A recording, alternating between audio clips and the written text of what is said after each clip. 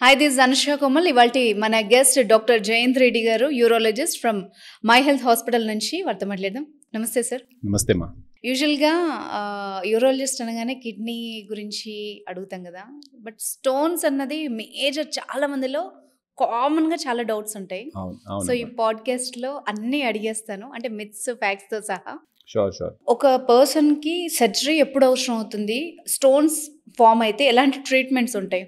Surgery అవసరం అనేది చాలా ఏమంటారు, స్టోన్ సైజ్ బట్టి డిసైడ్ అవుతుంది.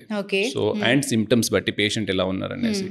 సో ఒకవేళ స్టోన్ అనేది కిడ్నీలోనే ఉంది, ట్యూబ్లోకి జారకుండా కిడ్నీలో స్టోన్ ఉంది, ఆ స్టోన్ సైజ్ 1 సెంటీమీటర్ వరకు ఉన్న కిడ్నీకి ఏం ఎఫెక్ట్ చేయదు. సో కిడ్నీ స్టోన్స్లో 1 సెంటీమీటర్ కంటే స్టోన్ బియాండ్ ఉంటే సర్జరీ ద్వారా తీసేస్తాం. అండ్ సెకండ్ థింగ్, ఒకవేళ ట్యూబ్లో వచ్చి అడ్డుకుంది అనుకోండి స్టోన్, సో ఆ స్టోన్ని మనం లేజర్స్ ద్వారా you can blast it and remove it. Okay. మన ట్యూబ్ సైజ్, ఆ కిడ్నీ ట్యూబ్ సైజ్ వచ్చేది యూజువల్లీ 5 to 6 mm ఉంటుంది. సో అందుకనే ఆ 6 mm వరకు స్టోన్స్ ఈజీగా పాస్ అవుతాయి. సో దాని పైన స్టోన్స్ ఏవైతే ఉన్నాయో 7 mm, 8 mm or 10 mm, అవి కిందికి జారుతుంటే ఎక్కడో దగ్గర బ్లాక్ అవుతాయి. So for that you have to blast it stone into 3-4 pieces and then bring them down. Okay. ఇప్పుడు ఈ కిడ్నీ స్టోన్స్ వచ్చిన వాళ్ళకి ఈజీ మెథడ్స్ ఏంటి సార్? అంటే ట్రీట్మెంట్ వైజ్ ఎప్పుడు డాక్టర్ని కన్సల్ట్ అయితే సేఫ్ వీళ్ళకి? మీరు అడిగిన క్వశ్చన్ ప్రకారం అయితే యూజువల్లీ టాబ్లెట్స్ అనేటివి టెంపరీ ట్రాన్సియంట్ వరకే యూజ్ ఉంటాయి. అంటే పెయిన్ అనేది తగ్గించడానికి, లేకపోతే చిన్న చిన్న స్టోన్స్ ఏమైనా కింది ట్యూబ్ కొన భాగం వరకు వచ్చి ఆగిపోయిన వాటిని ట్యూబ్ని కొంచెం డైలేట్ చేస్తే ఆ పడిపోయే వరకే ఉంటాయి. బట్ పెద్ద స్టోన్స్కి మాత్రం ఖచ్చితంగా మనకి ఇంటర్వెన్షన్ కావాల్సిందే. సో ఒకవేళ మనం అది తను చేసుకోలేదు, నాకు నొప్పి వస్తుంది, నేను డాక్టర్ దగ్గరికి వెళ్ళాను, సార్ సర్జరీ చెప్పారు, ఏం కాదులే చిన్న స్టోన్ పడిపోతుంది అనుకొని అలా వదిలేయలేం.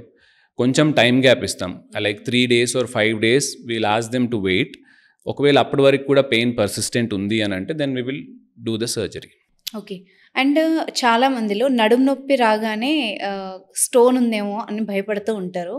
దానికి ఈ స్టోన్ ఉన్నప్పుడు ఉండే నొప్పికి తేడా ఏంటి? ఖచ్చితంగా మనం మెజర్ చేసుకోగలుగుతామా? అవునమ్మా, నడుము నొప్పి అనేది యూజువల్లీ మనకు వెనుక భాగంలో మధ్యలో వస్తుంది. సో సెంట్రల్ పెయిన్, దాన్ని లో బ్యాక్ ఏక్ అంటాం. సో చాలా మంది దాన్ని కిడ్నీ స్టోన్కి కన్ఫ్యూజ్ అవుతుంటారు. కిడ్నీస్ అనేటివి మనకు వెనుక భాగంలో వెనుముకకి ఇరువైపులా ఉంటాయి. సో సైడ్ పెయిన్, ఆ పెయిన్ అనేది ముందుకి ఈ గజ్జలలో అంటాం, దానికి వస్తుంటేనే దెన్ కిడ్నీ స్టోన్ అనేది డౌట్ పడవచ్చు. లేదు ఓన్లీ సెంట్రల్ పెయిన్ వస్తుంది, యూజువల్లీ చాలా మంది ఇంట్లో పని చేస్తున్నాం, మాకు నడుము పట్టుకుంది, స్టోన్ ఏమో అని డౌట్ పడొస్తారు. సో మనం సైట్ లొకేషన్ ఎక్కడ పెయిన్ వస్తుందని చూసేసి ఫస్ట్ మనకు డయాగ్నోసిస్ 50% అర్థమైపోతుంది. బట్ స్టిల్ వాళ్ళకి డౌట్ అని చెప్పేసి we do a basic scan and at least వాళ్ళ డౌట్ కోసమైనా స్కాన్ చేసి we will say that there kidneys are fine.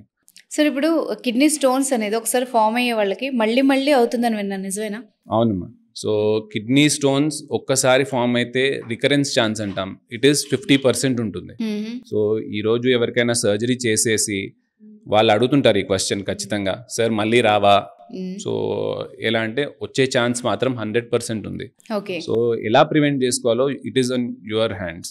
So మనం మీ డైట్లో చేంజెస్ చేసుకోవాలి, మీ వాటర్ ఇంటేక్ సరిగ్గా ఉండాలి, ఎక్కువ ఫ్రూట్స్ అండ్ వెజిటేబుల్స్ తీసుకోవాలి, యానిమల్ ప్రోటీన్స్ అనేటివి తగ్గించుకోవాలి. సో వెన్ యూ ఇవన్నీ ఫాలో అయితే రికరెన్స్ అనేది చాలా తక్కువగా ఉంటుంది.